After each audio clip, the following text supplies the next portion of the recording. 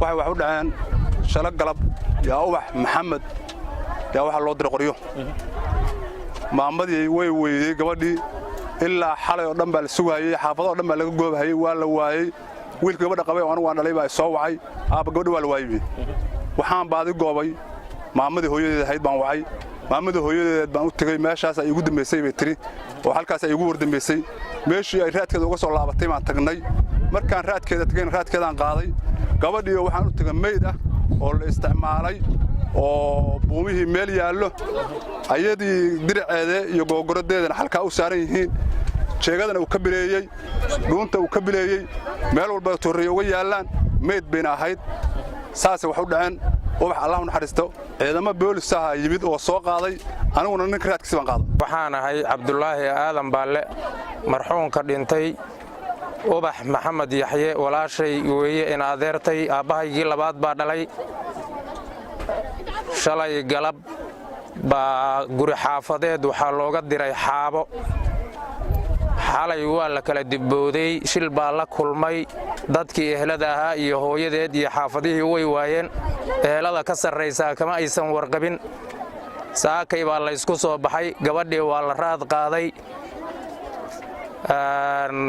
xaabadii ay wadatay iyo maydkeedii baa isku meel loogu tegey way qaawanayd maradii u hoosaysay maryaha way ka maqnayd kuwa kalena laabtay u saarnaayeen way biraysnayd hooyadeed uur bay ku sheegtay 3 bilood ah oo ay lahayd gabadhaasu waa la qabay guriga hooyadeedna way ku sinnayd weli lagama xaraysan ubax maxamed yaxye janno iyo raxmo allaha siiyo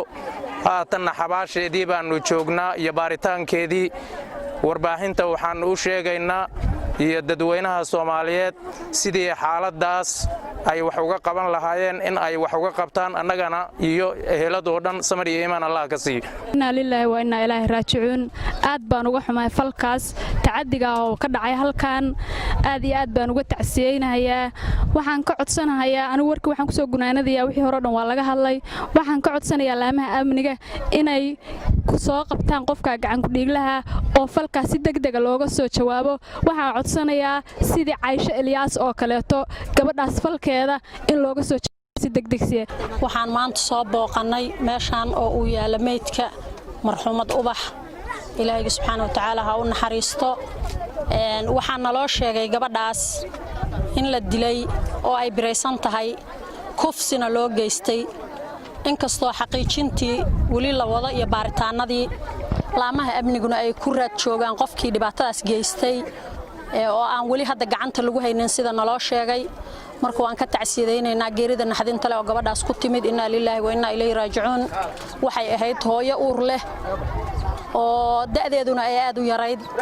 oo naloogu sheegay inay 17 jir ahayd dhibaatadaas ayaa meeshan ka dhacday waa deegaanka la yiraahdo Bali labaad oo degmada Cawda ka tirsan ayay dhibaatadaas ka dhacday sida naloo sheegay shalay galab ayaa gabadhaas la waayay sida xogteedana la siiyay oo qoryo loo diray kadib saakayna meydkeeda in la helay ayaa naloo xaqiijiyay oo hadda si dadkii aan maaragtay waraysiyada aan ka qaadnay nala wadaageen dadka kale waxaan u sheegaynaa arintaas arin laga qaadan karo waxyaalaha xeer hoosaadka iyo odayaasha iyo lagu xalliyo in aysan ahayn gabar xaamil ah oo inta la dilay haddana la gowracay